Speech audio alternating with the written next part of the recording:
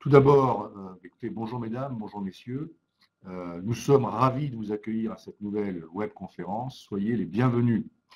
Alors aujourd'hui, le sujet traité est un thème novateur, hein, en tout cas pour moi, à titre personnel, et certainement pour beaucoup d'entre vous, hein, qui est la pédagogie au service par le théâtre, hein, la pédagogie par le théâtre, au service de l'agilité relationnelle. Alors, pour traiter ce sujet, j'ai avec moi Yolan, hein, qui est chez nous, chez Amplitude, directeur de projet. Yolan accompagne depuis plus de 15 ans ses clients dans la formation professionnelle. Il a une autre particularité, Yolan, hein, c'est qu'il est comédien. Et par ailleurs, il s'est déjà illustré dans un exercice ô combien difficile, qui est le one-man show.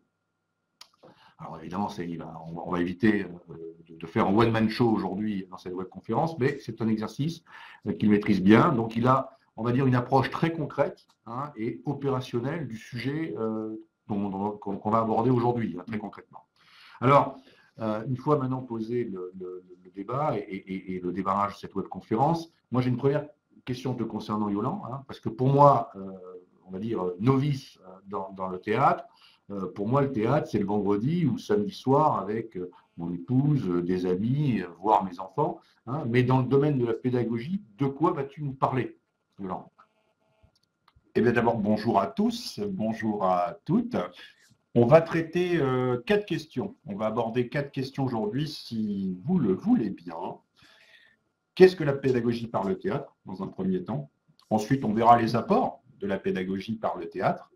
Après, on verra qui ça concerne, hein, qui peut être concerné par cette pédagogie. Et enfin, on répondra à cette question, comment adapter la pédagogie par le théâtre dans votre entreprise. Très bien. Alors, démarrons par le premier point. Qu'est-ce que la pédagogie par le théâtre? Alors, on va faire simple. La pédagogie par le théâtre, d'abord, c'est un travail sur soi dans une dynamique de groupe. Et c'est une alternance d'exercices individuels et collectifs, graduels. Je ne vais pas dire du plus simple au plus difficile, mais je vais dire du plus simple avec de la diversité. On va amener de la variété pour pouvoir mélanger les genres. Et puis, on va comprendre et maîtriser les 4 éléments fondamentaux du théâtre. Pour moi, c'est les piliers, j'en parlerai tout à l'heure, c'est la terre, l'air, le feu et l'eau. Et puis enfin, c'est des mises en situation qui sont assistées, voire improvisées. Alors, pourquoi c'est si important pour des collaborateurs en entreprise, donc non comédiens, hein, par essence, comme tu peux l'être? Alors, pour répondre à cette question, je propose un exercice. Vous êtes certainement devant un post-it, une feuille de papier, sinon vous écrivez sur la table. On dit que dans la communication, il y a 3 choses importantes. Le verbal, les mots, le paraverbal, la voix, et le non-verbal, c'est le corps. Je vous invite à faire un pourcentage pour connaître, à votre avis, le plus important sur ces 3 domaines.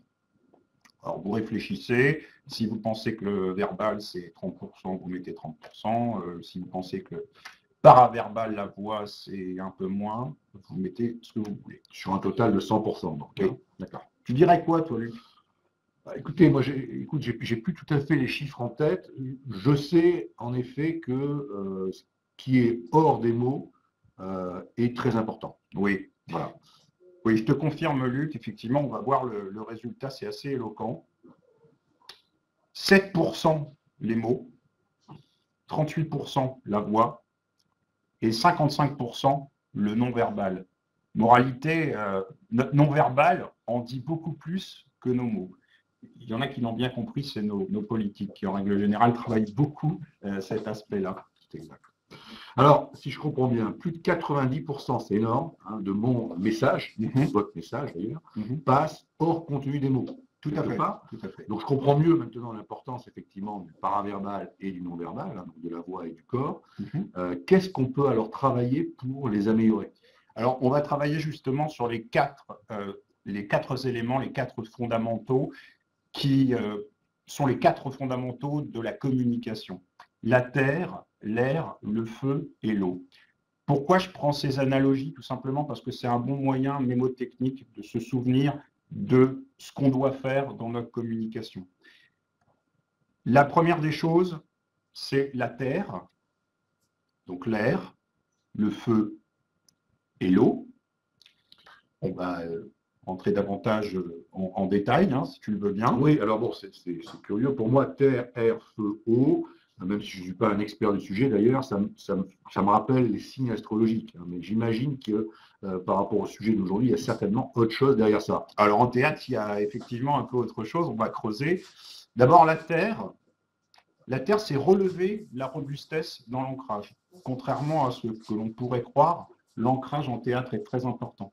Imagine, Luc, tu vas voir une pièce de théâtre et puis le comédien sautille systématiquement. Tu vas être focalisé sur les pieds qui bougent et tu ne vas pas être concentré sur le message.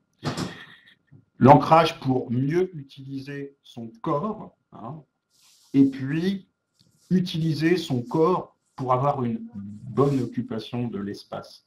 Tu as remarqué, il y a des gens qui parfois sont bien ancrés et ont une telle éloquence qu'on a l'impression qu'ils prennent l'espace de manière très importante. Donc la terre, c'est le socle, l'ancrage au sol. C'est quoi les bénéfices d'être bien ancré pour parler? Alors, il y en a plusieurs, Luc.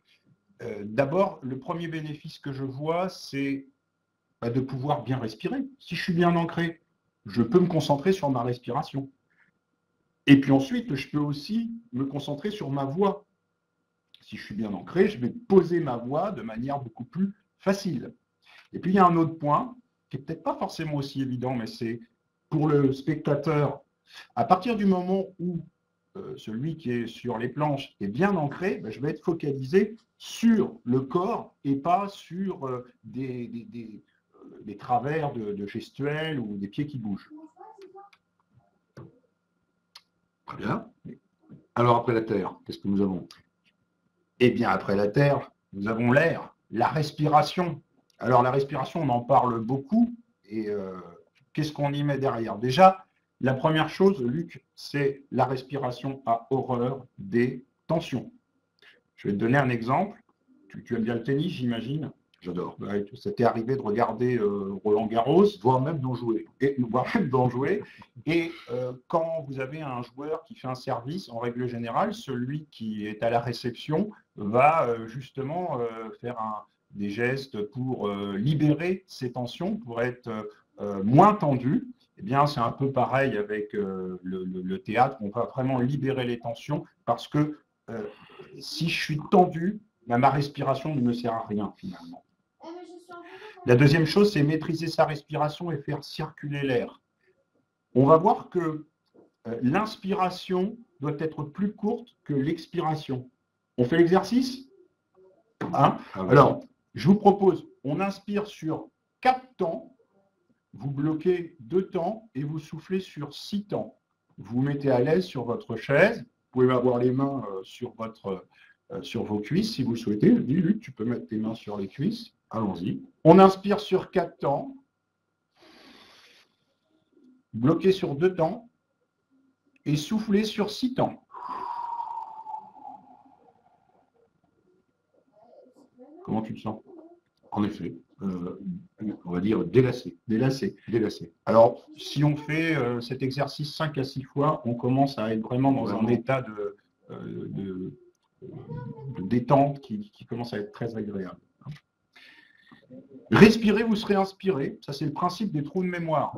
En fait, le trou de mémoire, c'est très simple.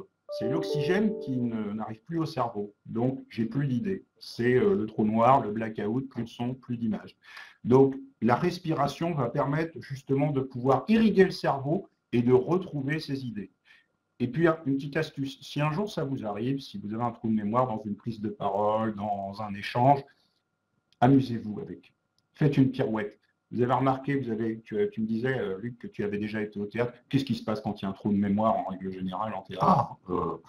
En général, on va dire il y a distraction dans le public, ça applaudit, ça sourit. Voilà. Oui, il y a beaucoup de bienveillance parce que les gens ont conscience que vous êtes un peu en difficulté, ils veulent vous aider. Donc, allez, faites une pirouette, allez jouer avec le public de ce trou de mémoire. Assumez-le. Deuxième point, c'est réguler ses émotions et son trac. Alors là, j'ai une mauvaise nouvelle à vous annoncer, c'est que le trac, il sera toujours présent. Vous allez peut-être l'atténuer, le réguler, pardon, mais le trac est toujours là. Je vais vous raconter une petite anecdote qui est très connue dans le milieu du théâtre. Un jour, une comédienne va pour monter sur scène, puis elle dit « Oh, moi, quand je monte sur scène, je n'ai pas le trac. » Et là, derrière elle, il y a une comédienne qui lui a répondu « Vous verrez, mademoiselle, ça viendra avec le talent. » Bon, c'était Sarah Bernard. Donc, tout le monde a le trac, c'est normal, c'est sain, et on va vous aider à le comprendre, à voir ce qui se passe dans votre corps et à le réguler. Et puis, on va favoriser la respiration par le ventre. Pourquoi? Parce que nous avons un diaphragme au niveau de notre ventre. L'inspiration et l'expiration, ça fait comme un ascenseur. Et finalement, le fait de faire vivre ce diaphragme, hein, de faire ce mouvement d'ascenseur, va justement nous permettre de trouver un état de détente.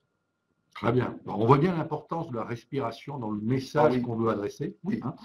D'ailleurs, on retrouve tous ces concepts dans les techniques de yoga ou toute autre technique qui utilise la méditation, la sophrologie, la relaxation, méditation, on retrouve tout à fait tous ces concepts-là. Quoi d'autre concernant l'air? L'air, c'est la voix, parce que c'est grâce à l'air que je peux parler. J'active mes 2 cordes vocales, hein, et effectivement, l'air va me permettre de maîtriser le volume de ma voix, le débit, la tonalité, pour faire chanter ma voix, pour que j'ai une musicalité, pour que j'ai un grain qui soit agréable, le timbre. Alors ça, c'est le propos des imitateurs qui adorent justement copier un timbre. Ce n'est pas facile, hein, puisque notre timbre, on a toujours beaucoup de difficultés à le modifier. Et l'articulation. Et là encore, l'articulation a horreur des tensions. C'est-à-dire, on va déjà détendre les lèvres, détendre la langue, les muscles de la mâchoire, on va détendre aussi, on va craquer le cou, on va craquer également les épaules pour pouvoir avoir une articulation plus fluide, plus limpide. Il y a un film qui est absolument génial, que vous avez certainement déjà vu, où il y a une séquence très intéressante, c'est le discours d'un roi avec le coaching du roi Georges VI. On a tous les exercices de technique théâtrale. C'est un très joli film. Oui, si vous ne l'avez pas vu, je vous le conseille également, c'est un très joli film. Et puis, dernier point, c'est les silences. On est très gêné avec le silence, c'est normal. Imaginez un rendez-vous avec quelqu'un et vous êtes l'un en face de l'autre, vous regardez dans les yeux, il y a un grand silence. C'est normal, il y a une gêne. Le silence, ça peut être l'ennui, pour certains, ça peut être autre chose, mais le silence est très utile en théâtre. Il permet de pouvoir réfléchir.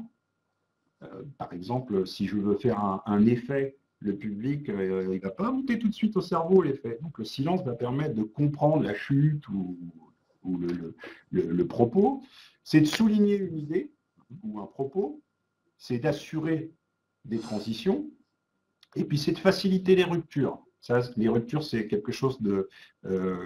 en théâtre, dans l'humour, la rupture, c'est vous faites une phrase, vous mettez un silence et vous changez de tonalité. C'est une rupture, ça fonctionne très très bien. Et puis des phrases avec des points.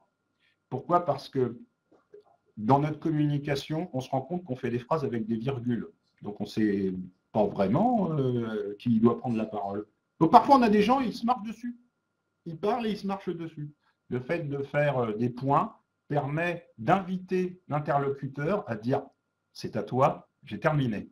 Donc, marquez bien des points et la ponctuation. Bon, on apprend aussi d'ailleurs à des populations commerciales, hein, bien sûr à écouter, à argumenter, mais aussi à utiliser des silences. C'est important dans une relation commerciale, voire dans les négociations, d'utiliser à propos ces moments de rupture, comme tu dis, hein, de silence. Bon. Alors, j'apprends aussi quelque chose, hein, c'est-à-dire qu'il faut parler avec des points. Alors moi, des phrases, je sais écrire et mettre des points à la fin. Écrire avec des points, comment je fais? Enfin, comment concrètement je dis des phrases avec des points? Pour être dans le concret, Luc, je vais donner l'exemple d'un exercice de théâtre qu'on réalise. On va prendre un texte, Ça peut être un texte de Martin Luther King, de Simone Veil, des grands de ce monde, et on va le livrer aux stagiaires, mais sans ponctuation. Et à ce moment-là, on va le faire vivre avec la ponctuation. Et tu peux lui donner tous les sens que tu veux. Je comprends. Alors, terre, air, derrière, on a le feu. Je crois qu'après, c'est le feu, effectivement. Alors là, le feu, je précise une chose, c'est qu'en règle générale, le dénominateur commun des stagiaires, c'est tous ont des difficultés avec l'air. C'est-à-dire que c'est quand même un point sur lequel on doit beaucoup travailler parce qu'il y a du trac, parce qu'il y a des difficultés dans la respiration, ça c'est tout à fait normal. Le feu, en règle générale, soit je dois le pousser, soit je dois l'atténuer. Mais une chose qui est très importante, c'est que les attitudes, ce que tu es, parle plus fort que ce que tu dis. Ça revient à cet exercice qu'on a fait tout à l'heure. Le non-verbal est très important. Mon comportement va en dire beaucoup plus que mes mots. Donner vie à son discours avec énergie, avec dynamisme, et trouver la juste énergie. Trouver la juste énergie parce que, là, tu sais, Luc, je vais prendre une analogie, c'est un peu comme si on partait en voiture, toi et moi, et que je roulais à 150. Tu vas me dire, non, là, Yolan, tu vas trop vite. A contrario, si je vais à 50, tu vas me dire, non, là, Yolan, appuie un petit peu sur le champignon. Et en fait, en théâtre, c'est savoir trouver la juste énergie. Et il y a des comédiens qui sont en énergie forte, Roberto Benigni, Louis Funès, Fabrice Lucchini. À côté de ça, on a aussi des comédiennes qui sont dans une énergie beaucoup plus sereine, Fanny Ardant, on a Catherine Fro, je n'ai pas d'autres exemples comme ça, mais c'est trouver la juste énergie pour soi. Un bon curseur, en fait. Oui, le bon curseur. C'est ça. Et puis faire naître, cultiver le plaisir dans la parole. Pourquoi ? Parce qu'à partir du moment où le cerveau prend du plaisir, dans le théâtre notamment, il va se souvenir, quand vous allez reprendre la parole en public, il va recontacter ce plaisir-là. Il faut habituer le cerveau à prendre plaisir dans la parole. Et c'est pour ça qu'on va aussi travailler sur des exercices qui sont des exercices plus sympathiques, plus légers, plus des jeux, on va dire, pour retrouver ce plaisir. Il y a un point qui est très important, Luc, et je voudrais qu'on retienne ce point. Si on doit retenir une chose aujourd'hui, c'est cela. C'est qu'en tant que responsable formation, DRH, interlocuteur, vous vous dites peut-être j'aimerais que cette formation, les stagiaires puissent en retenir quelque chose. Et les neuroscientifiques nous apprennent une chose, c'est l'articulation, ça. Nous apprennent une chose, c'est qu'il n'y a pas d'apprentissage sans émotion. Pas d'apprentissage sans émotion. Et pourquoi je dis ça ? C'est parce que le théâtre va permettre de mettre le stagiaire en émotion systématique. Parce qu'il est acteur, c'est une succession d'exercices. Donc, il va passer d'émotion en émotion. Et à la fin de son stage, il aura vraiment retenu cet événement parce qu'il aura été marqué, ancré émotionnellement. Bon, si je comprends bien, puisque tu mets systématiquement tes participants en action, en émotion, il y a assez peu de théorie finalement dans cette séance. C'est une bonne question. Merci de l'avoir posée. Il n'y a pas beaucoup de théorie. On va être clair, il n'y a pas beaucoup de théorie. On enchaîne les exercices. On va expliquer les concepts terre, air, feu, eau. On va passer un peu plus de temps sur la partie air, parce qu'il est important, c'est d'expliquer aux stagiaires ce qui se passe dans leur cerveau lorsque ils sont en état de trac et de stress. On leur explique que c'est le cerveau reptilien et limbique qui s'activent, et on va leur donner une méthode, un outil de respiration pour pouvoir justement retrouver un équilibre. Mais oui, il y a peu de théorie. Très bien. Bon, alors, justement, les terre, air, feu, il doit manquer l'eau, si j'ai bien suivi. Et oui, il manque l'eau, bien vu, bien suivi, Luc. Oui, effectivement, il manque l'eau. Et l'eau, contrairement à ce qu'on pourrait croire, beaucoup de stagiaires me disent « Ah oui, l'eau, c'est la fluidité ». Non, il faut penser à Narcisse, c'est le reflet. C'est son image. c'est quelle image je renvoie. Encore une fois, c'est le non-verbal. Hein. Encore une fois, c'est le non-verbal. Un conseil que je donne, ce n'est pas le public qui vous regarde, c'est vous qui regardez le public. Là, je vous invite à être dominant, non pas pour le plaisir de dominer, mais juste pour que vous n'ayez pas cette peur, cette crainte du jugement. Parce que si vous avez le sentiment qu'on vous regarde, vous allez vous sentir jugé, puis vous allez vous calfeutrer, et à un moment donné, vous ne serez pas bien. Par contre, si vous prenez le commandement du regard, si c'est vous qui regardez le public, ça va être beaucoup plus facile pour vous. Le regard, c'est très important et hyper impactant. Regarder ses interlocuteurs, c'est créer le canal, et puis ne plus les regarder, ben c'est simple, c'est le couper. Et puis, un point qui est très important, soyez authentique, soyez vrai. N'essayez pas de ressembler à Leonardo DiCaprio ou Nathalie Portman. De toute façon, c'est déjà pris. Et restez vous-même. C'est vraiment l'enseignement, c'est de rester vous-même. Et puis, dernier point, c'est évidemment la gestuelle. La gestuelle qui va permettre de donner envie à son public, de valoriser et d'illustrer son discours, de prendre à témoin le public et puis d'aller le chercher. Tu as vu, dans beaucoup de pièces de théâtre, aujourd'hui, le public, on le fait énormément participer. Absolument. Donc, en résumé, hein, la terre, c'est le socle, l'ancrage au sol, tout à fait. L'air, c'est maîtriser sa respiration et donc sa voix, c'est ça, ce qu'on a vu. Le feu, l'énergie, les émotions, c'est ça. Et l'eau, le reflet de la personne qui me voit ou que je vois. Hein. C'est comment je vois la personne ou comment elle me voit. Si parfaitement intégré. Alors, une fois maintenant ces éléments théoriques hein, que tu exprimais posés, quels sont les apports de la pédagogie par le théâtre? Alors, les apports de la pédagogie par le théâtre, d'abord, il y a une première chose qui, pour moi, est importante, c'est c'est une prise de conscience de nos atouts, mais aussi des axes d'amélioration dans notre communication. Je vais démystifier quelque chose de suite. Hein. En 2 jours, on ne va pas faire des Sarah Bernard ou des Gérard Philippe, hein, c'est pas possible. En 2 jours, on va créer une vraie prise de conscience chez les stagiaires de « Ah, ça, je fais bien. Ah, ça, je n'avais pas remarqué dans ma communication à tel point c'était important. » Et on peut le travailler sur beaucoup d'aspects.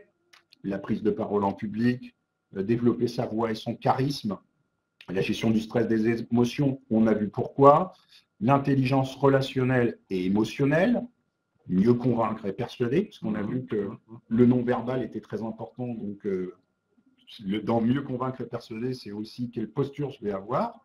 La gestion du temps et la gestion des conflits, oui, parce que souvent la gestion du temps et la gestion des conflits, c'est lié à des canaux de communication qui sont brouillés.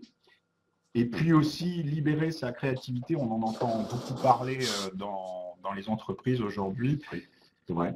Et le dernier point, pour moi, c'est le plus important, parce que si vous avez dans votre famille des amis qui vous ont certainement dit moi, le théâtre m'a permis d'avoir plus confiance en moi. Eh bien, pour moi, ça, c'est le point le plus important. La pédagogie par le théâtre, ça permet de développer l'assertivité et la confiance en soi. Et ça tombe bien, puisque c'est l'ADN d'Amplitude, générer confiance et agilité. Donc là, on est en plein dans le thème. Parfait.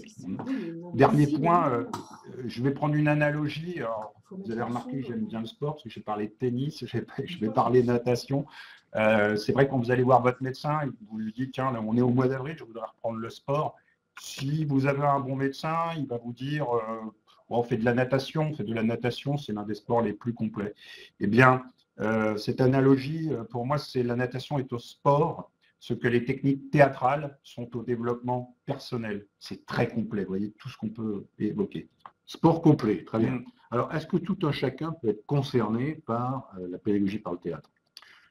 C'est comme si tu me posais la question, est-ce que tout le monde peut jouer d'un instrument de musique?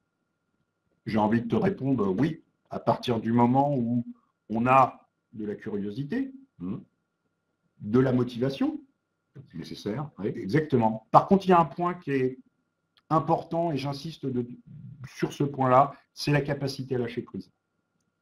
C'est vrai, et là, c'est sa relation avec soi-même, parce que la curiosité, c'est déjà aller être curieux de soi, de ce qu'on va découvrir à l'intérieur de soi. Et la capacité à lâcher prise, ça, c'était un contrat moral avec soi-même, c'est est-ce que je suis capable de lâcher prise? Parce que si je viens avec le frein à main, si je suis en résistance, je ne vais pas optimiser ce stage. Alors quand je t'écoute, ça peut concerner effectivement tout le monde, hein, puisque curieux, motivé, de capacité de lâcher prise, très bien. Maintenant, est-ce que tu as quand même quelques conseils pour les personnes qui pratiqueraient pour la première fois? Oui, enfin des conseils, plutôt des recommandations. Des recommandations, c'est d'observer.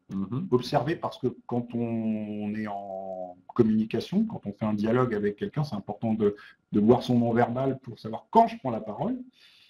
D'écouter, oser. Oser, pas de tabou. Ne vous mettez pas de tabou, jamais. Et puis, je répète cette phrase, être authentique. Alors, malgré tout, si un participant ne veut pas faire l'exercice devant les autres, c'est vrai que ce n'est pas facile toujours. Qu'est-ce que tu fais dans ce cas-là? Surtout ne jamais le forcer. Il y a mille et une raisons qui justifient le fait que quelqu'un ne veuille pas faire un exercice. Donc, moi, en règle générale, je ne dis pas de soucis. Et puis ensuite, je vais voir avec lui ce qui se passe. Le propos, c'est d'avoir un formateur, un consultant qui est bienveillant, qui fait des feedbacks et qui est fédérateur. Plus je vais créer un esprit de groupe et plus les personnes vont se dire « bon allez, je peux y aller ». Très bien. Bon, c'est en général à minima ce qu'on demande à un consultant d'être. Hein. Oui. Pourquoi finalement aller chercher chez Amplitude alors? J'y vois deux raisons. Plusieurs, il y en a sûrement plusieurs, mais deux. La première raison, c'est d'abord qu'on va travailler les techniques théâtrales en travaillant vraiment sur ce qui se passe dans l'entreprise. Je vais prendre un exemple rapidement. Un jour, un stagiaire m'a dit « ouais, j'ai fait une formation de technique théâtrale quelque part. J'ai fait le singe, j'ai rampé comme le serpent, j'ai fait la fleur qui s'épanouit. Et évidemment, vous voyez, l'idée, c'est comment je peux le corréler aux professionnels. » Et la deuxième, c'est les animateurs, les consultants, puisque nous, effectivement, nous sommes comédiens, mais nous avons surtout un pied dans l'entreprise, donc on sait ce qui s'y passe et on va pouvoir être dans le même cadre de référence que les stagiaires. Alors concrètement, parle-nous des domaines d'application en entreprise. Alors je vais faire vite parce qu'il nous reste peu de temps. Il y en a énormément. On peut tout adapter en entreprise, mais j'ai pris quelques exemples comme ça. La prise de parole par les techniques théâtrales. Alors on va surtout travailler sur le physiologique et relationnel, pas tellement sur la préparation du message, j'insiste là-dessus. Formation standard, hein, avec la possibilité de louer un théâtre dans l'après-midi. Ça, c'est le côté, voilà, on prépare les stagiaires dans un événement qui vont forcément retenir. Alors bon, la liste là, je pense qu'elle est affichée, elle est claire. Il y a quelque chose qui m'intrigue, moi, les clients mystères. Alors le client mystère, si tu le veux bien, on peut aller voir comment ça se passe. Je vous propose une vidéo. Si tant est qu'elle veuille partir. Voilà.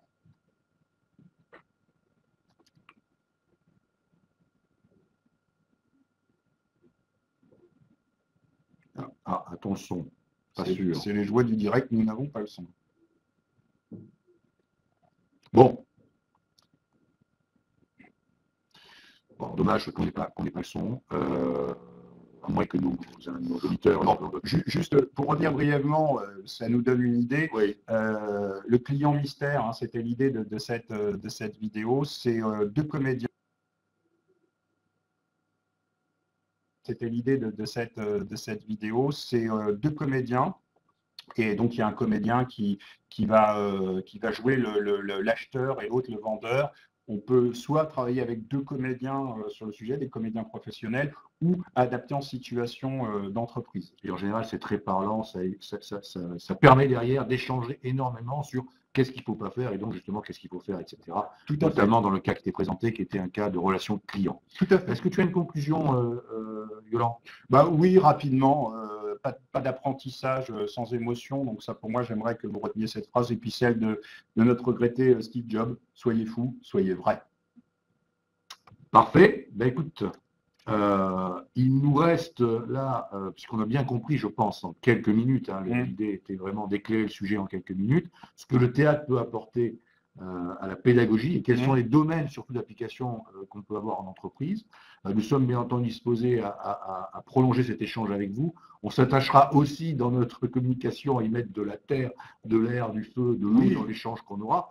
un Plus climat, d'excuses hein, maintenant. voilà, il n'y a plus d'excuses, hein, voilà, et que ces illustrations finalement vous ont donné des idées d'application dans votre environnement. Alors nous profitons de cette webconférence pour vous informer qu'Amplitude a changé sa communication. Hein. Nous avons une nouvelle plaquette qui est téléchargeable sur notre site, hein, sur laquelle bah, écoute, en tout cas, elle est très colorée et elle est très active. En tout cas, ce n'est pas à nous à le dire, c'est plutôt à nos auditeurs, à nos prospects, à nos clients. Mais ce qu'on a voulu marquer, c'est que vous êtes vraiment au cœur de la transformation de vos entreprises. C'est-à-dire qu'on est là pour travailler sur vos ressources humaines et les mettre en énergie et acteurs de vos propres transformations. On a beaucoup insisté là-dessus. Je vous laisse la découvrir si vous n'avez pas encore, téléchargeable sur notre site. Voilà, et écoutez, il nous reste maintenant plus qu'à vous libérer. Il est 12 heures. Je crois que tu dois annoncer la prochaine conférence. Je dois annoncer la prochaine conférence. Voilà, il est 12 heures, donc on va essayer de rester dans le timing. Hein. Il est temps pour nous de vous rendre votre liberté. Nous espérons en tout cas qu'en peu de temps, cette webconférence vous a été utile, qu'elle vous a donné des idées en tout cas, hein, et nous vous remercions très chaleureusement hein, pour nous avoir consacré votre temps et votre écoute. Surtout en cette période, on va perturber des transports, comme on le vit tous actuellement. Oui. Voilà, alors effectivement, il nous reste à vous présenter notre prochaine webconférence. Donc, ce sera notre thème, quoique l'accompagnement individuel ou personnalisé, pourquoi pas le théâtre également, hein, qui aura lieu donc le 3 mai, même principe, 11h30, 12h. Hein, l'accompagnement personnalisé, une approche agile et sur mesure pour répondre à vos enjeux, articulation. Oui, tu vois, je n'applique pas ce que tu m'apprends. Articulation pour répondre à vos enjeux. Merci encore. Merci. Très bonne journée à vous et nous espérons à très bientôt. Excellente journée. Au revoir.